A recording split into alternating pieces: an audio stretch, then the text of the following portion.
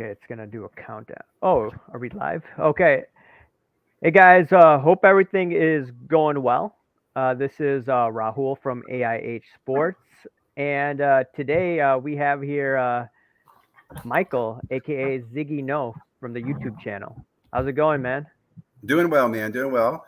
As you say, smash the like button, thumbs up, and leave some comments below. Oh yeah, for sure. Remember I that? always love watching Smash. your channel, man. Thank you for having Yeah, me on. Big fan. yeah, Big fan. yeah. Yep, you're one of the guys that keeps it real. Uh, so yeah, there's been a crazy amount of things going on lately. I mean, if you look at, for instance, with all of these zero cool sports cards, not sports cards, but zero cool cards. I mean, what do you think is going on? Like, why do we see all of this craziness? What's your Yeah, opinion well, on it's that? funny. It's interesting. On that product, I will say I've been following the NFT market space for a while, right? So I'm familiar with Gary Vee and his NFT project. So I'm not surprised by what's going on there, right? Because it's a totally different world for an NFT guy who's made lots of money on on a Gary Vee NFT to buy a pack of his cards. What I've been paying attention to is just how Fanatics is doing that and what they are looking for the future. Like, for example, here's what I take away from that. Josh Luber believes that he's going to do that all the time, over and over and over in the pop culture world, right? In other words, he's going to sell something at $2,000 or more a box, whether it's, I don't know. I'm not even going to name list pop culture, but it's not going to be sports, right? But he thinks that's going to drive, and he thinks that's going to bring new people to the market as well, right? His idea there is, let's say, for example, you're like into, I don't know, pop culture Frank. If I get Frank collectors to come buy Frank cards, they're likely to then buy sports cards. In my opinion, this just shows his failure in this business and where he underestimates sports cards and that adaptability. Like, he thinks that the same guy buying Tops doesn't have to like Gary Vee, but he's going to like something else that Zero Cool comes out with. And I think that's wrong, right? Because if you look at this, pop culture's been out there. People have done pop culture cards for a while. But why would anybody spend thousands of dollars for them, right? And I think he's done a good job, like with the marketing of the reverse Dutch auction and calling it transparent. I think that's interesting. No one's called that out. Like, how is a reverse Dutch auction transparent at all to me as a consumer? If anything, it is completely hidden, right? In a regular Dutch auction, I watch the price decline and then I see it stop and I go, oh, well, that's where it ended, right? I can see the decline on a Panini Dutch auction. And what he's doing, he's selling this idea of we, the consumer, can set the price, right? And he's selling this idea that he's going to grow the hobby through pop culture. Those are the two things that I take away from it that I disagree with by the way. So, do you think that they're going to try to market this as, hey, look at the secondary sales on eBay? They have gone ballistic. I mean, they're going to say that, hey, look, the unopened box goes for $16,000 at its top. And then they could say, hey, look, some of these cards, look at this Probstein auction. This sold at $12,000. Do you think they're going to do that? And we know all the hanky panky that's going on eBay. I've talked about it, and I'll get into this maybe later on. But do you think they're going to try to market it like that? I mean, I think there's a conference in Vegas right now. That's what's genius about this whole thing. Because think about this, Raul. If I'm selling this product to another pop culture person, let's say I come to you and say, hey, look, man, I want you to put cards out. You're going to do great. And here's what we're going to do. We're going to hold back 20% of the product that you're going to control that market afterwards. I mean, remember, 200 of those 800 boxes or whatever were held back. I forget what the number is, but some of them were held back. So you're right. Keeping that number high, a couple eBay comps keeps the market high, keeps everybody believing in the project. My question is really, where are we 10, 15, 20 years from now? Do people want Gary Vee cards? I think there will be a market for it, but I don't think it will justify the price today. And that's what people are buying them at. You know what I'm saying? That's what I think is crazy. Like, and here's another thing, like, what can Gary Vee do that would make me want a Hungry Hippo more? You know what I mean? Like, The thing is that they're saying that this is a test run. Like some people were Mhm. saying that, hey, stop complaining about this because this is a test run. This is for other projects. What if there's a Jay-Z involved and Jay-Z provides an autographed card that comes in one of these sets in the future? Because I think he's Yep. part of Yep. Fanatics too. And then Yep. if you look at the sports cards market, Tops, Chrome, whatever, and the NFL licensing they're going to get in the future.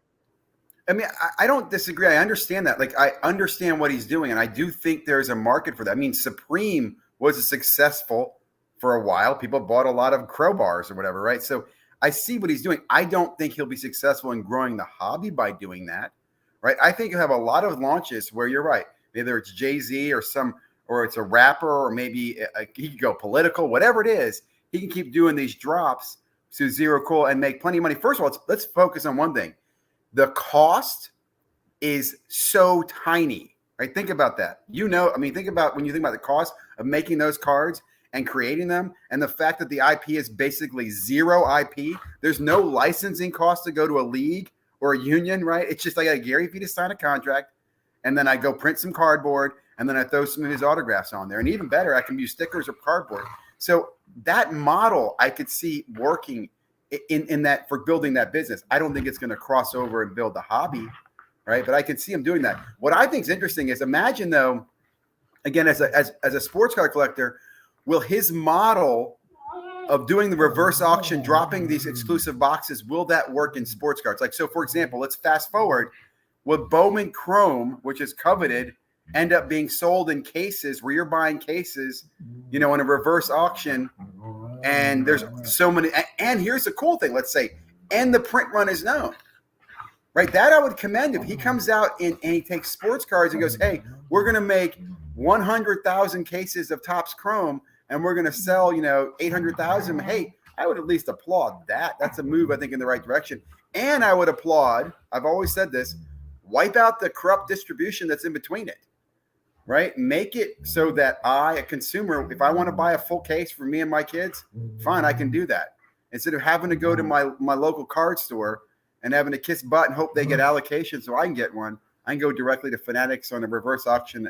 I think that's great. So I do like I said, I'm watching those things to me are more important. I could care less about the zero cool products. There's few pop culture things that would interest me. Yeah, I mean, you make a lot of good points. And now going to the eBay sales, have you seen this many what appears to be shill bids? It's funny. I was looking at that today. What I have not noticed, I've not noticed many singles selling. I've only noticed boxes selling, which does make it look suspicious, as you pointed out in one of your videos, right? That you're seeing these boxes go for prices. Like, my point is, what justifies the box price? Until I see 1,000 comps of singles that are selling in the hundreds of dollars, right, per single, why would I want to why would I want to buy a box of sealed stuff? You know what I'm saying? That's what I think is even a bigger red flag to me, is I haven't seen the single sales. Yeah, I mean, I'm looking at some of the single sales now. I would share it, but I need two screens and I don't have it on me right now. But I'm just looking at who was born in 1997, rare 6 out of 8, number 257, SGC Pop. The highest bidder is 0. I think this is sold by those dudes in their 20s, in Florida, the Breaker Group. Yeah. I forget what their name is. There's same people, Patient Pig, number 177, SGC 10, Pop 1. The 0 bids is the highest one at 1275. Common Sense Cow, 8 out of 8. The highest bidder is 680, 0 reviews.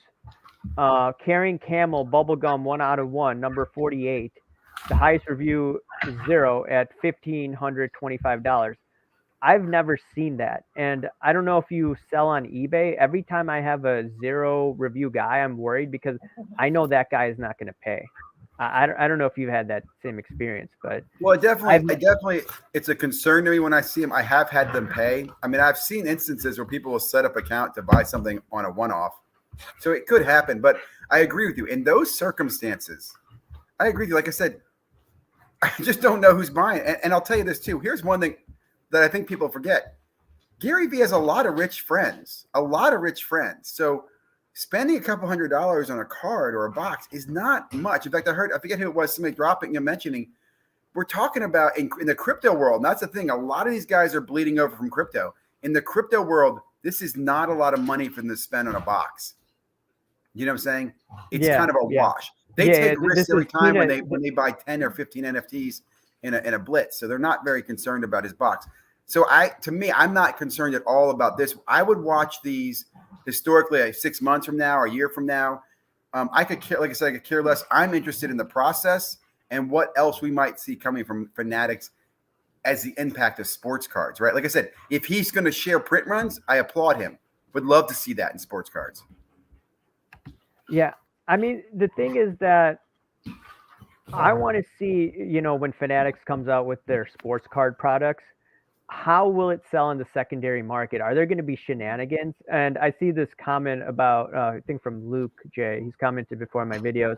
He says that you don't have to buy them. Yes, you don't have to buy them, but I want to buy some of these Fanatics products, when it comes to tops and baseball. And if this process seems to be some hanky-panky is involved, then why would I want to overpay potentially for some of these Topps baseball products that I really want probably in the future? I would say, well, to answer your question, what I've applauded Topps for, Topps has kept to a relatively good suggested retail price. Okay. Now, often they sell out very fast, but they will drop their product on their website at suggested retail price. Also, if you can get into the Montgomery Club, I mean, that is a phenomenal opportunity because you're getting their product again. I think it's even lower than suggested retail price, right? So that has already been there to justify that, yes, in the future, I believe if we fast forward 3 years from now, Fanatics is going to use systems like what we saw with Zero Cool in the reverse Dutch auction to distribute major releases of products, right? Let's assume it's baseball, maybe football, whatever it might be, but I believe they will do it. Now, again, I think that's good for you, me, and the consumer. And you're right, you will see a lot of secondary market movement because there won't be the distributor in the middle, right? And again, I also think that you'll have more consumer driving back poor products. Before, the reason we had distribution in the hobby was really to protect the manufacturer from making crappy products. And what I mean by that is they can make a great product like NT, National Treasures, and they can make a crappy product like Hoops, right? And then force the channel to buy both products. You want NT for a case, you're going to have to buy 10 cases of the Hoops, which would be a trickle down. You'd see the consumers get the same thing. If you're a consumer and you go to a local hobby shop and you're like, hey, man, I'd like to buy a box of NT when it comes in, right? The guy in the hobby shop would tell me, well, I'm going to give it to my preferred partner, my preferred buyers. How much Hoops have you bought? If you buy a case of Hoops, we'll let you buy a box of NT. So that trickle down effect.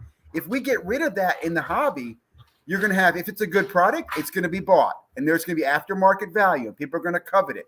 If it's a crap product, there's going to be no aftermarket value. It's not going to be bought. It's going to sit on the shelves. And the manufacturer's going to have to make something better. And I think that's ultimately good.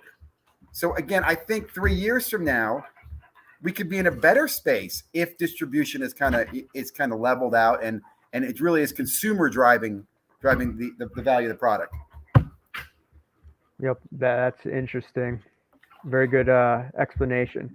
Now I want to segue into this topic. I actually wanted to bring you on regarding this topic. I think you messaged me a few weeks ago when I was talking about liquidity and I was talking about price tools, market data tools, etc. And I saw some of your videos from last year. I didn't see them at that point, but I saw them now, and I'm like, wow, you were on a tear. Those are some nice videos. So, and I asked you this before. So, why don't you like Card Ladder? If you want to answer that, Sure, I know it's an open-ended question. Yeah, so I mean, it's so funny you say that because again, a lot of people do associate me with, hey, Ziggy doesn't like Card Ladder. Hold on a second, my dogs are arguing. Yeah, sure. I mean, I'll tell you, here's a funny story. I actually started off as a good friend of Chris. I was a fan of his when he ran House of Jordan back in 2019, 2020. I was also a beta user of Card Ladder early on in June when it was released, one of the first users of it. My biggest criticisms have been, okay, so I will always call anything I see as I see it. Like, that's what I really like about your channel. You call stuff out, right? You're not BSing it. When Card Ladder first launched, I remember Chris actually called it a compliment to the market movers tool out there. Now, this is not really, I don't really care, but he was positioning this in a totally different space. But what he positioned it as, there were two things that I thought were interesting to me. He kept referencing the market cap, and he kept having a predictive value. And it was two things that I was very critical of in the beginning. He had a card ladder scoring system as well very early on. And based on a card's sale or whatever, it would affect where the card was on the ladder. And I'll give you a perfect example. I think it was July of 2020, and TJ Warren had a game where he went off. And the next morning, the number one card on Card Ladder is like TJ Warren's Prism Rookie. And I made some comment in the Discord about this is wrong about the predictive analysis. You're misleading people. You basically just announced the entire people in the hobby go out and buy TJ Warren. What that really means to me is go sell my TJ Warren, right? So I put some things in Discord. I was very critical of it. Long story short, I ended up being kind of booted out. I was ignored by Chris. Chris is just after that. Chris went after me on a couple other websites, on a couple of channels. We've just kind of back and forth. I did some investigation in Chris, looking at what he's done in the past. Chris and Josh started a class on how to sell sports cards. I think back in 2018, 2019 that they're running, where Chris was the reference of how great that the class was, and Josh was selling the class. Then they started selling a newsletter where they were selling picks. Which, again, I don't care. A lot of people were doing this in 2018, 2019, right? But when I investigated this after kind of Chris, kicked me out of Card Ladder and made some disparaging comments about me, I kind of brought this to people's light. I should also point out what led to that. If you do use Card Ladder, he has a feed where he highlights the content creators he likes, right? And I actually used to be in there, and then I got booted out. And the reason I got booted out was because I also was doing videos for market movers and for Card Ladder, and Josh did not like that. And Chris told me that. He goes, hey, Josh doesn't like you doing that. Anyway, when I did some research on these guys, I kind of would start pointing a light on the hypocrisy of what they were doing, that they are providing a data tool. They're arguing that they were collectors. They're pitching this market cap, nonsense. And at the same time, they're running a how-to class and selling picks. And I saw that as a conflict of interest that no one at this time in 2020 was willing to call out.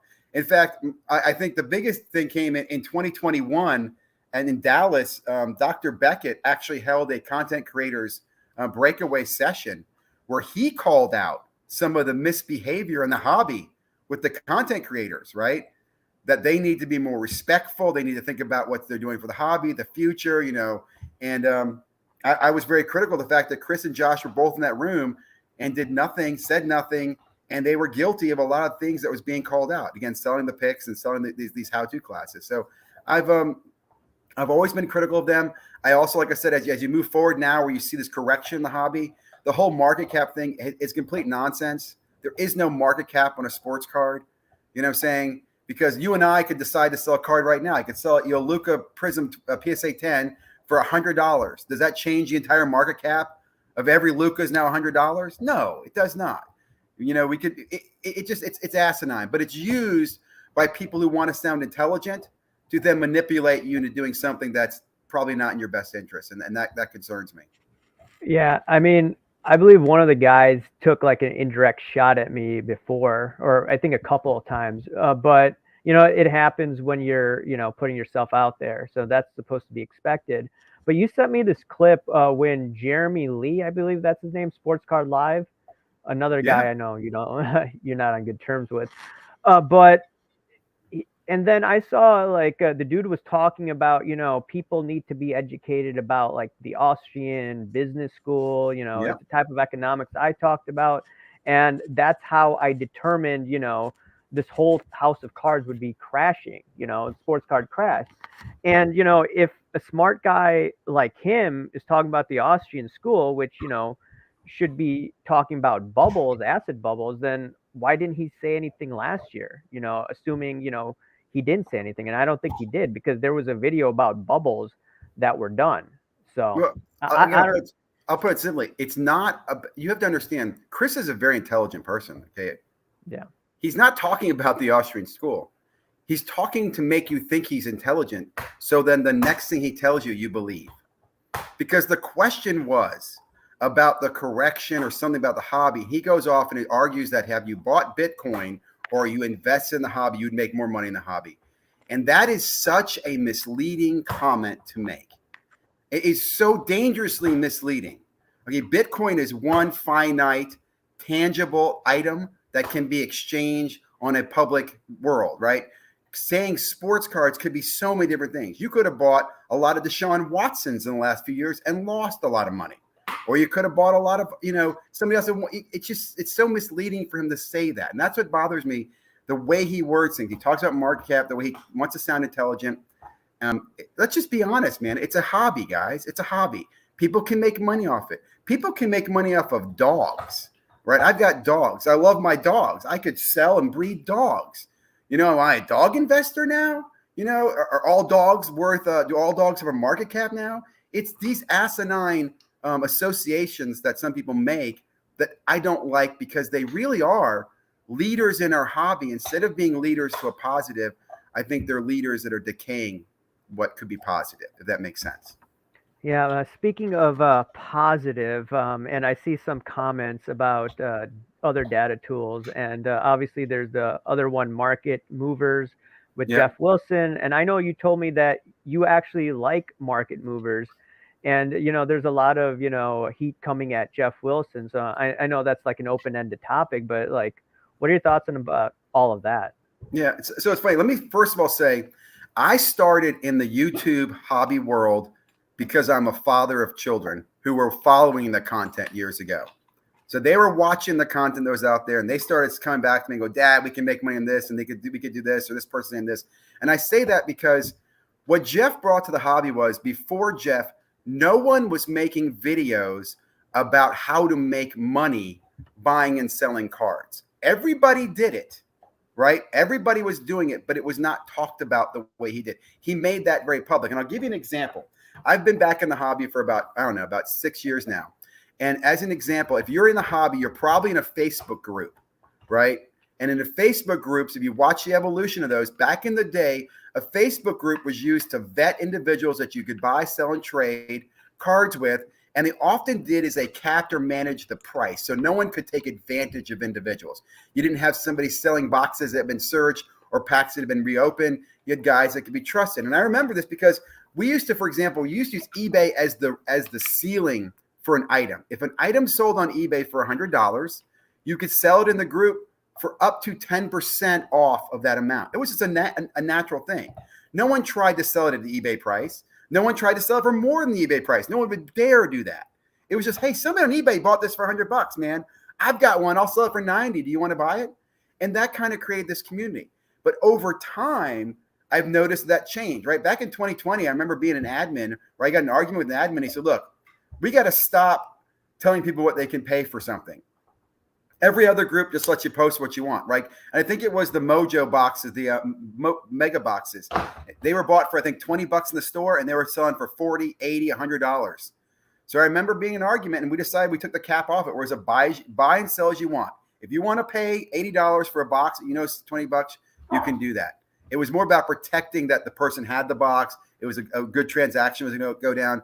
But that change that we saw, I think, was driven by Jeff Wilson and that investment mentality that brought the flippers into the market, right? Because guys, people were buying and selling at Target who had no interest in sports cards, but they were doing it because they knew they could make a hustle. But I'd also say Gary Vee was just as guilty as Jeff was. Gary Vee was a guy tell you go to a yard sale and you could flip stuff. He could also tell you could flip cards. So to answer your question, when I look at what Jeff did is I applaud him. I am a fan of Jeff. I'm a friend of Jeff because he looked at what's going on in the Wild West and he built a data tool out of that. And what I applaud his data tool for is it's simply eBay data. That's all it is. I can check any comp that he has. I can look on eBay and see it and verify it. Is it better than eBay data? No, it's not. I don't promote it. I don't sell it. I'm not an affiliate of it, right? I use it myself and I like it. And it helps me shortcut stuff. It helps me do certain things that I could do it probably through eBay, right? And again, I admire what he did by building a business off that. And I'll just tell you this. Here's what I think will happen.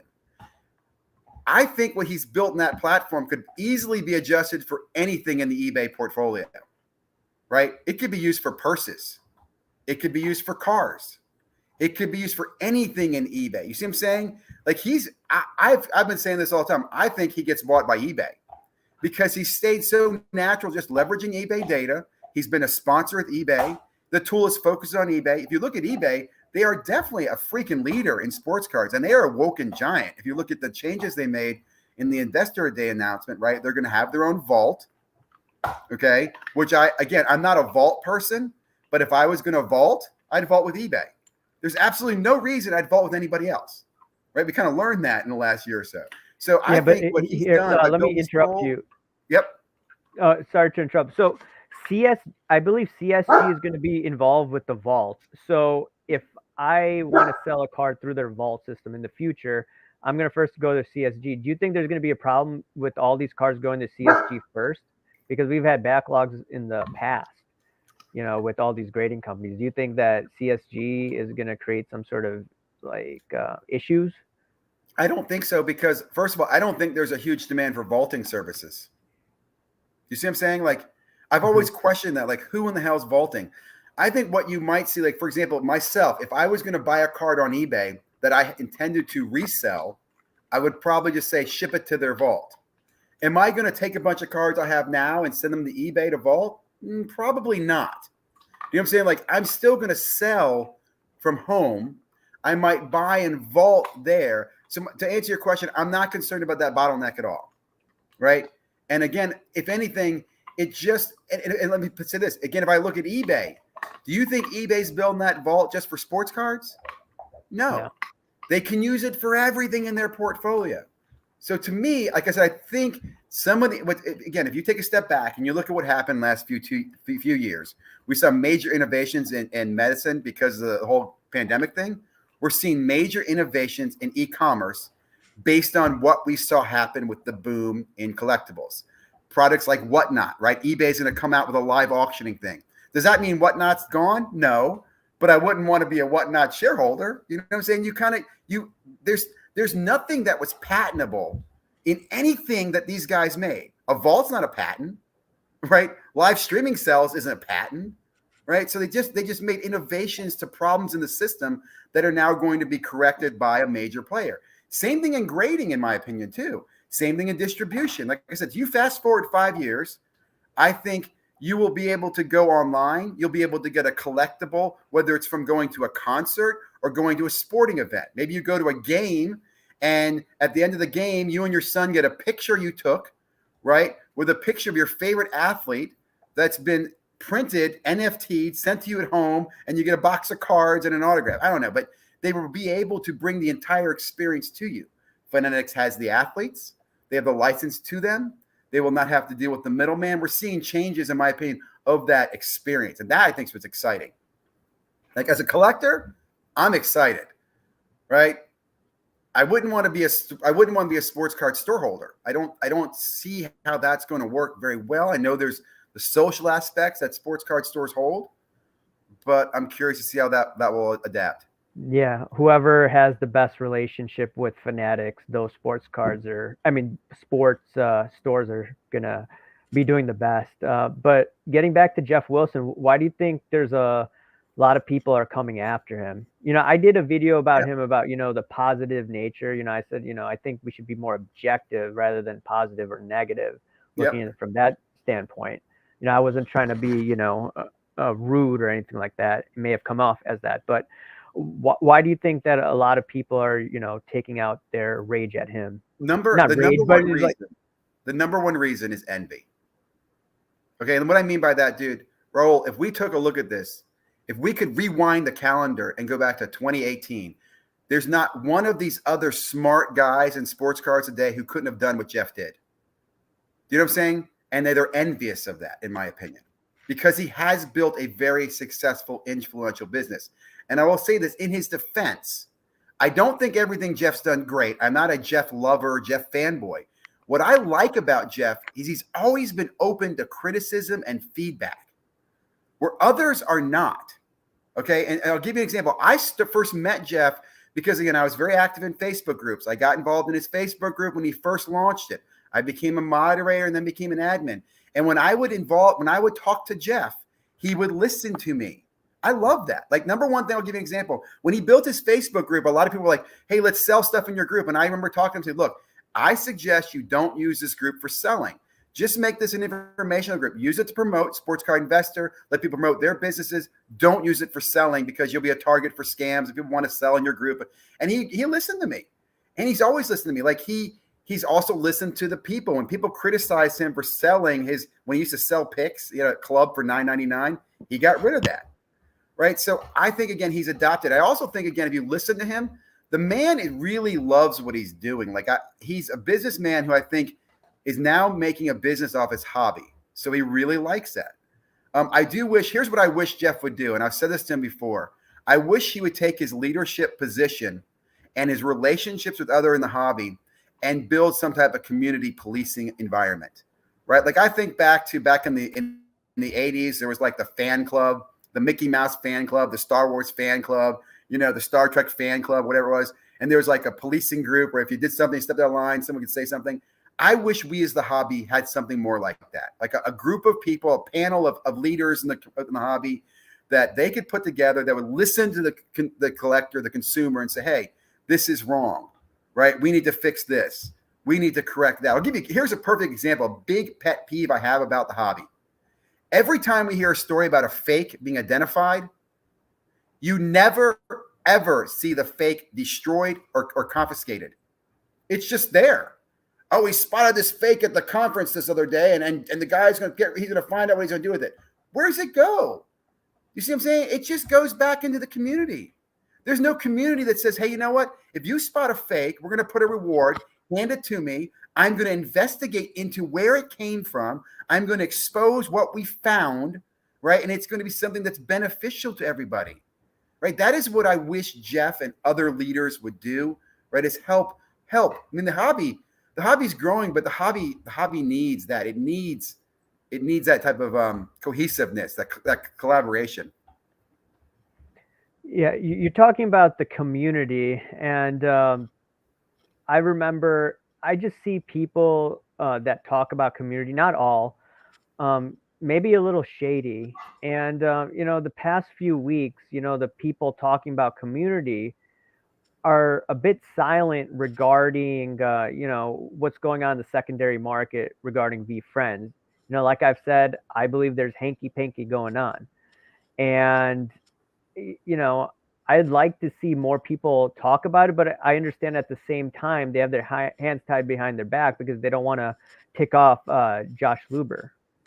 Well, you're right. Well, part of it is this kind of unwritten rule that we don't want to. First of all, we don't want to say something negative about somebody's hustle unless it's a bad hustle. So if you're hustling and you're making money, hey man, the guy's hustling. I'm not going to criticize it. So people are very hesitant to do that, and in the hobby, unfortunately, there's no punishment, right? So if you get caught doing a hustle that's wrong, you can go somewhere else and do it somewhere, in a different location. There's no kind of monitoring of that. In fact, I'll give you an example. One of the channels that I was just watching tonight, I'm going to say their name out, Sports Card Radio. Okay. Yeah. Very polarizing channel. I've followed them for years. I knew about them before the whole the 2020 boom, right? My criticism about them is, why were they so quiet during everything? Now they're kind of coming out and poking fingers and I told you so's and some of that. And some of it's interesting. I think a lot of it is clickbait and views and some of that. I mean, their subscribers went from I think they were less than 2,000 subscribers to 6,000 in the last few months. So they're popping. But I just there's a lot of I'll tell you, if you look at my videos from last year and 2 years ago, I was always kind of asking, well, why aren't we doing this? Or always a contrarian. And again, I think it goes back to what your point was. A lot of people in the hobby don't want to call things out. There's a certain element of, well, it's my hustle, man. If a guy wants to pay me $100 for a box I spent $20 for, that's his fault. I don't know. There's no ethics is very gray area in the hobby. I'll put it that way. As somebody says, the hobby is the people. It is the people, all the people, good and bad people. Everybody's here, man. Yep. I think you're going to be on the next Sports Card Radio, man. You know, it's funny. Again, I'm not a hater of those guys. I wish they would be a little. I'll tell you another thing. I've reached out to them to try to talk to them. They don't do that. They're not. They don't respond to that. I wish they would. You know what I'm saying? Like, I'll tell you, they just did one recently, and again, they're very critical of Jeff. Instead of looking at what Jeff has done, in fact, what they should do is them and Jeff should get in the same room and talk some things out. Right? There's a lot of good people in the hobby who have good intentions that I think if you pulled them together, things would get ironed out. Another big, I'll tell you another channel I'm a big fan of, and I'll just give a plug to, is Bench Clear Media. Do you follow those guys? Yeah, I like their channel. They're pretty good. Yeah, I mean they are some of the best because they really keep it real. They're very realistic. They're also what I call core collectors, you know, who've been here for a long time. I will tell you, here's a little story. Chris used to be part of Bench Clear, and then he left. Wait, the card ladder guy? Yeah. Oh, interesting. I'll just leave it at that. But again, if you look at where his dichotomy, where he comes from on his side of the world, and Bench Clear is very friendly and about education and helping people in the hobby. There's a lot of good stuff. I've liked the Slab Stocks guys for the most part. I like a lot of stuff they put out there. You know, they're very bullish on stuff. I don't know. I for the most part, there's always good content in the hobby. There's always something going on. Because I'm Carlos, that's another channel I think I follow. Mm-hmm. Really like yourself. Let me ask you a couple questions. Yeah. Funko Pops. Well, that's my wife's thing. So, you know, I do have maybe 14 or 15 in my own collection. Yeah. Some are, could be, speculative investments. I mean, the best one that I got is a Tom Brady combined with the Gronk and an Edelman. I think that's the best one. I actually gave it to my wife, but that's, what I like. I like the sports ones, but I'm not really into that. I'm more into sports cards. That's my wife's department. Where do you when you get something like the Edelman one? Did you just get it at a store? No, I got that on eBay. I mean, I think they were selling it originally on Funko's website, but yeah, I mean, I got it on eBay through the secondary market. Because I'm a big fan of the NFT space. I really like NFTs. I've spent more interest in NFTs. To me, they're more affordable than sports cards are. There are Funko NFTs that are going on right now that you redeem for physical Funkos, and those physical NFTs are just now coming back. The first ones were Teenage Mutant Ninja Turtles, and they're selling for now $300 on eBay. Is that a lot for a Funko, or is that? I mean, there are some Funkos that go for thousands and thousands of dollars. I'm not an expert in that market. Okay. But I do remember seeing some sales, but it's not as crazy as sports cards. Sports cards are just on a different level. I mean, there's this one Ken Griffey one, rare Ken Griffey Funko Pop. It could go for thousands of dollars, but then you have to look at the box, whether it's in pristine condition, and a lot of them are damaged. Is it because it's old? Yeah, it's old. People don't take care of it. And like how people look at cards, they look at Funko Pops. So there's a dent on the corner, the value then goes down if it's a high demanded pop. So does your wife collect those when they're in your background, or is that a business for her?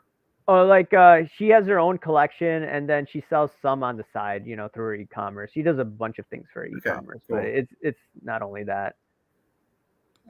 Cool.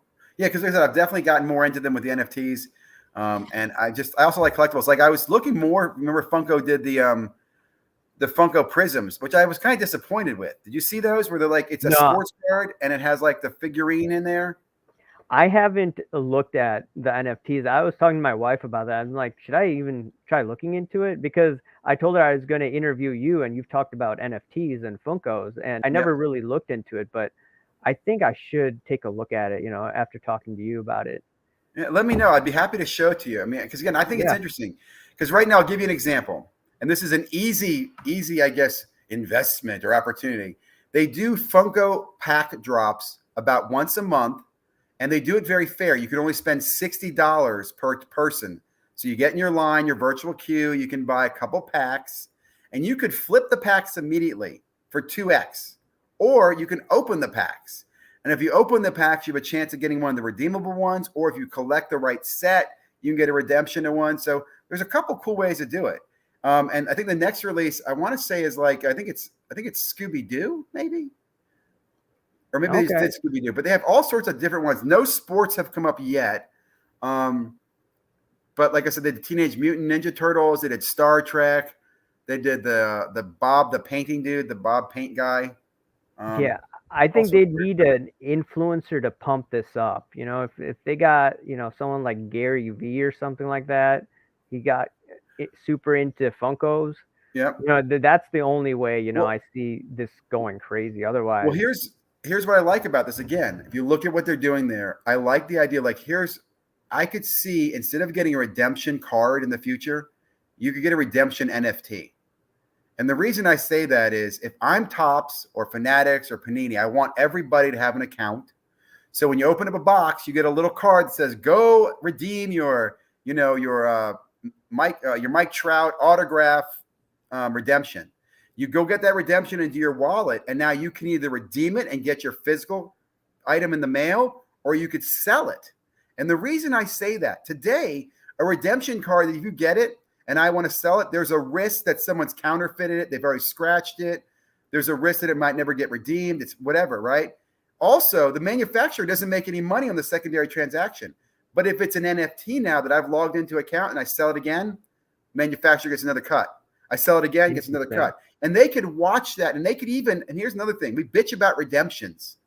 If I'm Panini, Fanatics, I could look at that NFT and then hit whoever has it in their wallet and offer them, hey, I'll give you a crypto payment, or I'll give you something else in return, right?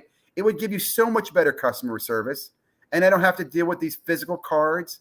Secondary market value stays there. It's just, I think you're going to see that as being a natural progression of NFTs in redemptions, right? Not replacing physical cards, but replacing the redemption in them. What's up, Michael Ham? What's up, Inglorious P? Yep. What up, guys? Thanks for joining. But yeah, I mean, I'm definitely gonna have to look at these Funko Pops and these NFTs. I mean, I'm not too much into NFTs, but I know in the future there's gonna be NFT millionaires. Crash, no crash, whatever it is. One of the last things I wanted to, or we could talk more, but I did wanted to ask you, what are you buying, if anything, regarding sports cards? Nothing. Nothing, nothing at all. Honestly, man, I have not bought. Well, it's not true. I think the last thing I bought, I was at the. I stumbled into Walmart and the entire section was packed. They had just stocked it, so I bought a box of a Mosaic Mega Box. Is the last purchase I made in sports cards. And the reason I say nothing, and I take that back again. I did also buy a box of the Prism soccer that Panini had on their website recently. I think it was like last week. And to answer that for you, I used to love retail with my kids. My boys and I used to go chase retail, and we would rip and flip, right? We'd sell some, we'd rip some, whatever.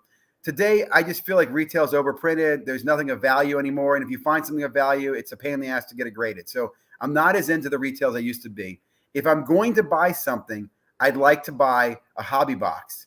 So I will say last year, my boys and I we bought like a hobby box of Bowman baseball. We bought a hobby box of Chrome soccer. So we'll target certain things. So I do like hobby boxes. So the last thing I bought was the Prism soccer, which I'll probably open with the boys sometime. And I have the Mega Box.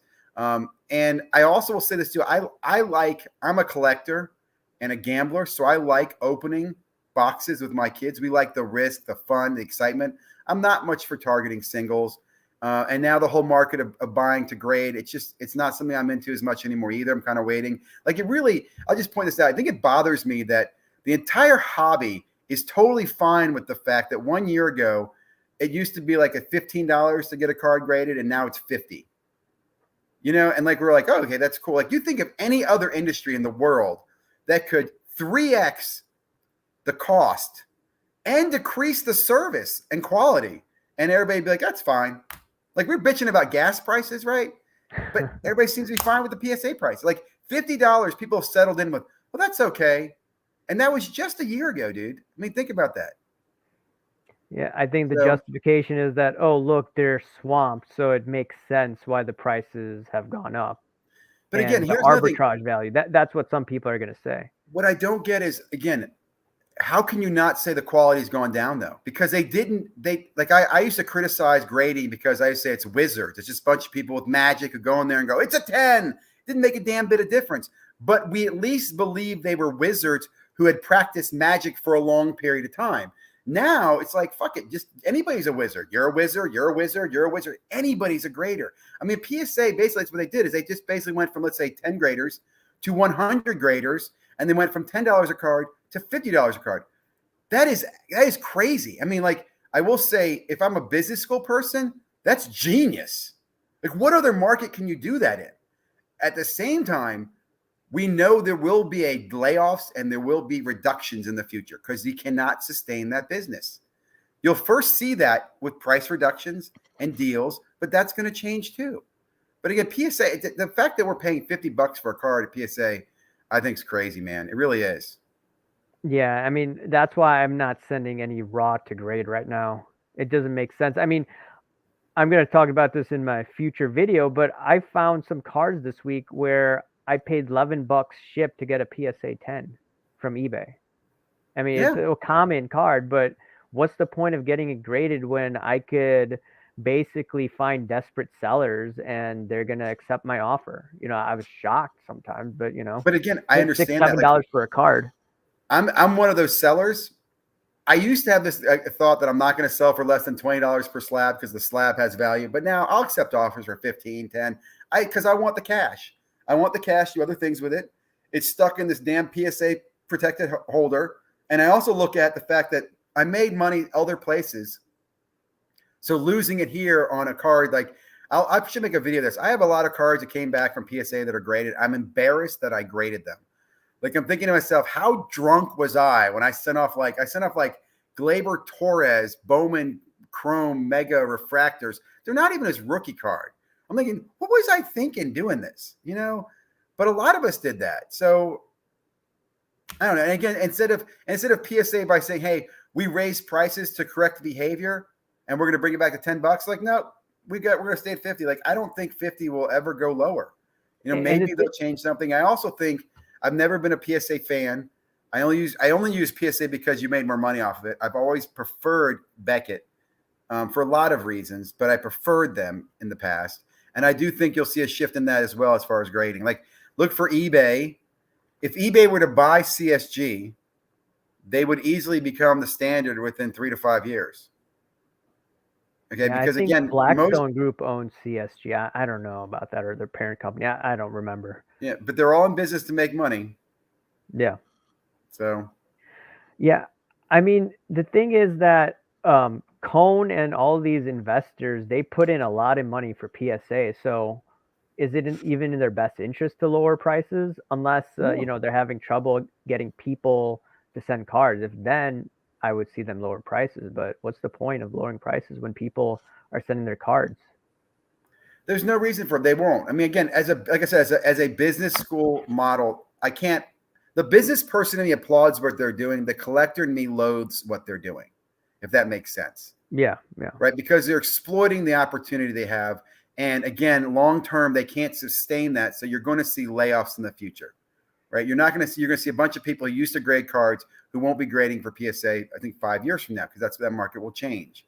Right. And let me also say this too. Instead of improving the system, I haven't seen PSA make any innovations at all. Right. They bought the Gem Mint product and they've done absolutely zero with that. In my opinion, they did that to scare people into believing they had some technology that could identify if you cracked a card and resubmitted it. So what? You know what I mean? So I think people have been too nice to. And again, what I will say that PSA is a great marketing team because people, that. I think the biggest marketing advantage I had was, I think, about Kendrick Perkins when he did this thing. If it isn't a PSA 10, it ain't coming my way. He did some PSA 10 comment. But if you look at channels like, Card Ladder is now part of PSA, but they've always promoted the PSA card, right? They were doing everything on PSA, and a lot of others were doing PSA as the leader. So we are where we are now. Yep. Yeah. One last thing before I have you go. It was on Neo's stream last night, and I just talked about, I just said F1 equals pump and dump. Do you think that it's a pump and dump? Do you think that Marvel is a pump and dump? Well, again, it's not that I think it's a pump and dump. I think people are just hungry for an opportunity to make money, and they'll do anything to justify that. Do you know what I mean? Like, if if so, Marvel's cool. I like Marvel. There's a lot of Marvel stuff going on. Are people pumping it? I don't think people are paying attention to it. So now it's going up, and are they going to sell it? So I don't know if it's an obvious one, but yeah, I mean that's just the way things are. Is F1? I kind of look at it like this: in 20 years, am I going to want that stuff? My answer to the Marvel is no, with some exception. Just because if I think of the Batman series, how many damn Batman movies has there been in the last 20 years? Right? Like, who's the Batman? So if I look at cards and I look at Marvel, right? Like, who's going to be the Marvel card that I want? There's going to be another 10 different series between now and then. There'll probably be some exclusive ones. Heck, there'll probably be some that have movie set material in them or something in the future. So why is this one special right now? I don't know. I don't know enough about it to say that. And the F1 stuff, again, I don't know. I don't understand. I'm skeptical there because I look at it like a global sport like soccer. And right now it seems to me like the U.S. kind of pumped it, but will it sustain itself long term? Like, will soccer hold value? I don't know. I mean, the thing is, cricket is more popular worldwide Absolutely. than F1, but no one Absolutely. collects cricket cards. Now everyone wants to go to F1. So, I mean, Absolutely. if there are enough influencers interested in it, I guess, you could pump this higher. I would say, what a lot of collectors say, collect what you like. What I would also say too is you can make money off what you don't like. So if you're at the store and there's a box of F1 and a blaster box, freaking pick it up, flip it, make $40 off it so you can buy the baseball card you like. I mean, that's kind of the way I look at stuff. If I see other products that I don't like, but I want to, make a few bucks off it, I'll do that to support my interest. Imagine Batman card with the actors that I know. It's just crazy there, man. And I love Batman. He's one of my favorite heroes. But I also think the autographs of the actors might be more valuable, right? Like that might be something. Like it'd be interesting to see. It'd be interesting to see if Zero Cool comes out with a sports card. I mean, not a sports card, a superhero card. Yeah, they'd have to get the licensing, but which they could. Fanatics could do that. I'll say I can't. I think that has to be the worst name. Zero Cool. I just don't get that. Yeah, I don't know. I mean, but hey, I don't get a lot of things. I didn't understand Supreme. I thought Supreme was funny, but it worked. And I was also money off of that. I didn't like Top Shot when it came out, man. I was not an NFT person in the beginning. I made fun of NFTs when they first came out, and now I like them. So I'm always learning, always adapting, always changing my opinion. Water polo cards. Like here's another one. No one's really collected Michael Phelps cards. I mean, the guys. I actually made money off of it last year during the Olympics. Did you? But again, I'm not interested. It was the time to buy it was December of 2020, and then when the Olympics came, just flipped it because everything was going crazy. Even after Fleer 86 crashed, people wanted to even buying gymnastics cards. I was buying gymnastics cards because I said like, hey, money from the government. What are people going to do? They're going to buy it in low population cards. I even talked about it like it goes back to it's not even that. It's just think about from if you're a dealer, you have the vision of looking forward and you look for events like that, the Soccer World Cup, the World Series. You understand the flows. If you're a consumer, you just get in the hype. Hey man, they saw that game last night. Oh, that was an amazing game. I want to go buy that card. You don't give a shit about pop count, right? You don't even care about the year it was made. You don't even know what the vendor is. So a lot of purchasing this in the space it's impulse purchasing, and that's fine. That's what fuels it. But to think that impulse purchasing is always there all the time, I think is naive, right? It's not going to be there forever. And I think we've overestimated. Like, I don't want to hear about documentaries, right? Don't tell me, the documentary is going to make the move, this card bust. The documentary that Michael Jordan did was at a very unique time, a flashpoint in history, because there was absolutely nothing else to watch, right? There were no movies you could go to, right? There was no sports on TV. So it was, we were all drawn to it. And if you remember too, didn't they shift it? Like, wasn't it supposed to be released later? They moved it up. Because they moved it up in May or April. And then you have to remember, this was when the government was giving many Americans stimulus checks. And then you had the PPP loans and, printing of money from the Fed. So, what do you do? And, you're like, some people were just so stressed out during the time for obvious reasons, things going on in our society. So I was just buying cards to keep myself sane. Well, again, also just attentions. Like I remember, I love ESPN. I'm a big Mhm. ESPN fan. I have that on in the morning. I watch Get Up and I watch First Take, right? And that was the dominant conversation.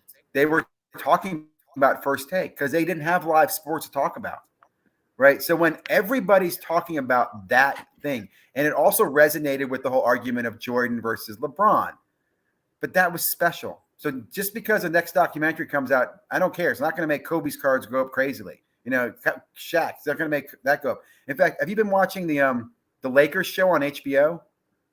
No, no, I haven't. Which is really damn good, by the way. They're doing this documentary, not documentary. It's like a historical docudrama of the Lakers when they drafted Magic back in 1979, 1980. But it's pretty cool, but it's not impacting card value. Like no one's going out to buy Kareem Abdul cards because of it. It's just, it's just happening in the world today. So Yeah, I remember I was speculating in, I think, a Fleer 86 Magic Johnson card, and there's rumors that there'd be a documentary regarding yeah, him. I don't know if that documentary came out, but like I saw that card, it went from $200 to $800 within a month, and then it came crashing down. Like that market was the most. I mean, I thought Zero Cool was insane, but that's all fake bids. But if you look at those cards, those were a lot of them were real bids. People were putting their yeah. money, and some people you have to remember weren't paying rent at that time. So I think people were speculating in cards to maybe eventually pay, you know, to pay their rent. No, you're right. I mean, because there was a lot of people making money on anything they could. It's funny. Going back to Zero Cool, I really would like to see them disclose the bidding process or something. Like, here's another thing I did not like. Like during the bidding process, I remember seeing Luber was on one of the shows talking about the bids. He's like, "Well, I saw the bids today, and we've got over this many thousand bids in." I didn't like that. I didn't like the fact he disclosed that. I think he should have kept that quiet. It also makes me think he can see what the lowest bid is. I want him to share more of that. I wish more content creators would be a little more critical of that. Like I said, the reverse Dutch auction did not seem transparent to me, where at least Panini's Dutch auction, which I loathe, I hate it. I can at least watch it go down. And then I know, okay, the bottom was around $300, right? Or the bottom was around 5,000 in this thing that they're doing, which is going to impact us in the hobby, right? Because again, do look for fanatics to use reverse auctionings as they distribute cards in the future, whether it's Bowman or Dynasty, or if they ever get NT or something like that. And that would be important. Yep. Anyways, do you have anything else to say on your mind before we wrap this up? No, man, I I would know just say thank you. Thank you for having me on, man. I'm a huge fan of your channel. I really am. I love what you're doing. Keep doing it. I know it's a grind putting content out. Um, Again, I just really enjoy what you're doing. I like your perspective, your honesty. And for everybody who's watching, guys, thanks for supporting the channel. Definitely give a thumbs up here for the channel. Like, share, comment, get the word out. Because I will say, I wish channels like yours had 25,000 viewers. Yeah, I mean, I wish I had that many views, when the market was about to crash, that's when it mattered. You're right now, I'm gaining views, when I'm, labeled negative or whatever people want to call me, but I shouldn't be getting the views now. It should have been, when it mattered the most. We're going to like your financial perspective on it, which I think is very insightful because it's an honest one. It's not to mislead people. You're not trying to pitch something or sell something. So I really like that. And like I said, I really like the fact you brought up the market cap stuff and the liquidity. That's another thing that's driven me crazy. I've always said that, that just because you have a card worth $10,000, go show me $10,000 in cash and how fast you can do that. It's not an easy thing to do. In fact, the best place I'll say, in my opinion, to get liquid on cards is Facebook groups, because I can go in a Facebook group and I can line a card and have cash within minutes. Right, that's the fastest place I've seen liquidity in the sports card world, unlike anything else. And it's still a very trusted, small, tight community. For sure. Anyways, guys, remember to subscribe to Ziggy Knows channel. Is that the handle on your channel? Yeah, right now I'm just going with Ziggy now. I'm putting out some content every now and then. I'm kind of in a quiet phase. The spring's a challenging time for me. I'm busy with other things going on. I am doing an NFT channel separately, which I'm just kind of having fun with NFTs there. Anybody has questions, I would never push NFTs on anybody. Do what you like, but if you have questions, I'm happy to answer them. And always love to help in the community. Don't pump NFTs, man. Just joking. You won't. I don't want the competition. I don't want more people buying something I like. Yeah. All right, man. Thanks again, Ziggy. man. Have a great night. Michael. All right, you too. Bye.